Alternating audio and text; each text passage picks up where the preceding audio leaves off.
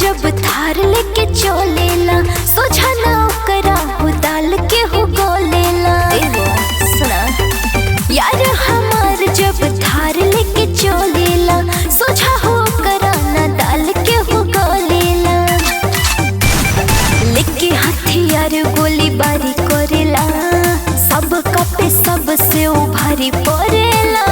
जनुआ जिला में रंगदारी करेला लेके हथियार मारा मारी करेला। रंगदारी करेला कि राई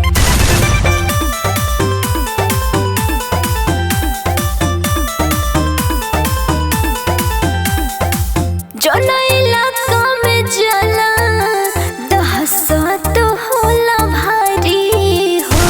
एहो सुना